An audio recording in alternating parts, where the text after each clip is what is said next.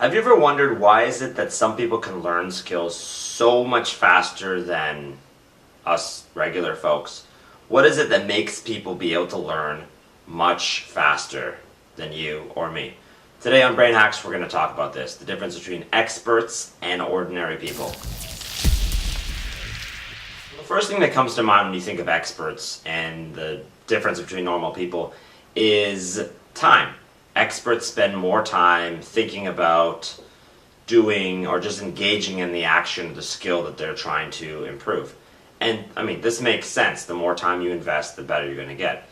And the first rule that comes to mind when I think of this is the 10,000 hour rule proposed by Malcolm Gladwell in his book Outliers. But the 10,000 hour rule was not actually Malcolm Gladwell's idea. It was actually Florida State University professor Eric Anderson's idea. And Eric Anderson is one of the best researchers in the country in the field of skill acquisition. This guy studies how people learn skills. What makes them different? How do they acquire skills? How do experts acquire skills better than regular people? And he's broken it down into two areas, well, two major differences. And he calls them deliberate practice and automatic practice. So first let's talk about automatic practice. Automatic practice is what you usually do when you engage in a task. It's the mentality of just, hey, I'm going to put an hour in and I'm going to finish what I'm doing and then I'm done. You are not thinking about every little component of the practice or the activity you are doing. You're just sort of doing it. Now, deliberate practice is a little bit different. Deliberate practice is you are cognizant of every aspect of everything you're doing. You're thinking about, let's say it's basketball, you're thinking about every shot, every movement, every angle, everything you do with your body. You are analyzing it and thinking about it. And the difference between deliberate practice and automatic practice is actually neurological.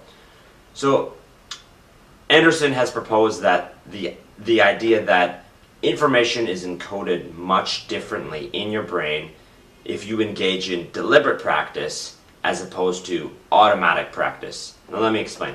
So when we engage in deliberate practice, our experiences are encoded in our brains at a much deeper level. These experiences are meshed with other experiences, with other stimulus, and they're just encoded on a much deeper level in the brain. Whereas with automatic processing, that same level of encoding is not happening.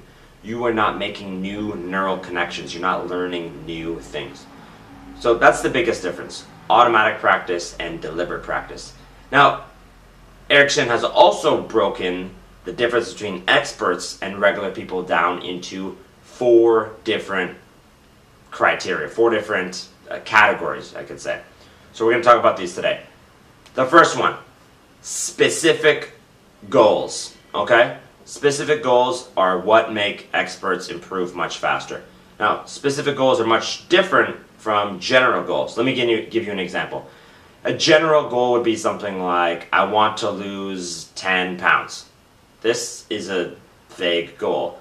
How are you going to lose 10 pounds? How are you going to measure that progress? What happens after that? Do you just continue eating and get fat again?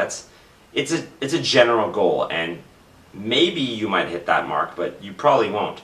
Now let's contrast that with a specific goal. A specific goal would be something like, I want to speak in front of 5 people for 1 minute every day to increase my public speaking skills. That is a specific goal.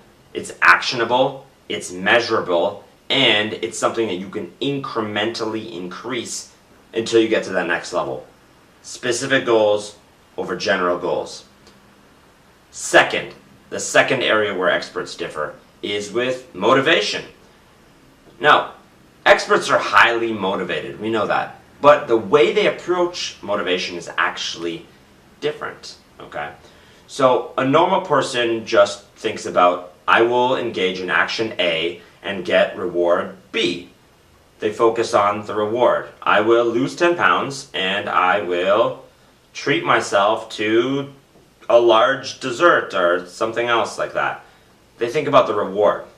Everything is isolated. This action, this reward. But experts don't think like that. Experts' motivation is much wider. They see past the ups and the downs, and they see the entire scenery of motivation, so to say.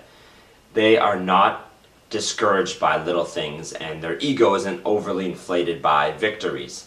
They sort of take a step back and then look at the whole thing. And their motivation comes from things like this.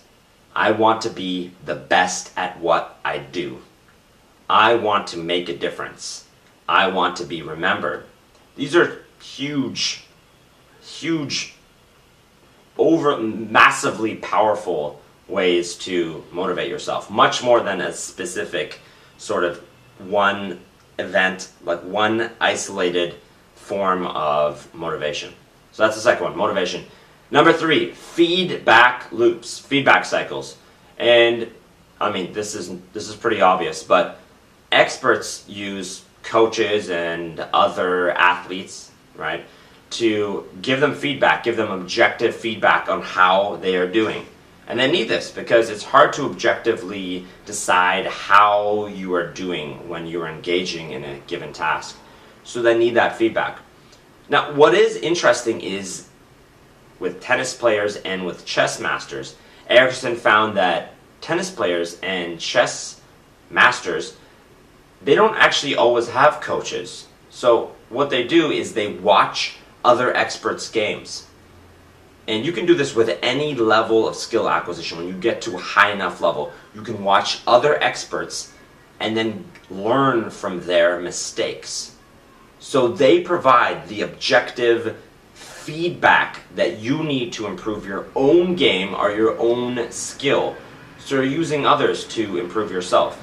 And this also has a neurological basis to it as well, and they're called mirror neurons.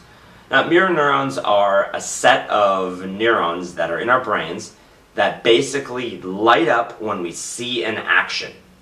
So when we see a person engaging in a given action, our brain circuitry actually lights up as if we are engaging in that action. So watching it and doing it in our brains is very, very similar. So they're engaging their mirror neurons to get that feedback from other people and learn from other people's mistakes. Now, number 4, define and repeat. Or repeat and define. Yeah, same thing. So basically, they are repeating the cycle over and over again, and they're refining it. How do they get better feedback? How are they more motivated? How do they have better goals? How do they change every little thing? So they are cognizant of the entire process.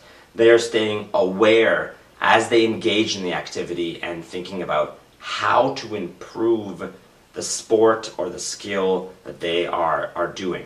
Okay? So again, it comes back to this deliberate practice over automatic practice. Okay, so those were the 4 different areas where experts differ from us regular people. Number 1, specific goals. Have specific goals. Definable, actionable goals. Number 2, motivation. Be motivated, not for one specific event, but for the whole thing. What is the narrative that drives you to succeed? Number 3 is feedback cycles. You need feedback. If you don't have feedback, all of your evaluations are based on assumptions. You need objective feedback. And if you can't find it, look at other people. Number 4 was repeat and refine. Continue this process. Make it better and better. So that's it for today. If you enjoyed this, subscribe below and you'll get more videos like this. Thank you.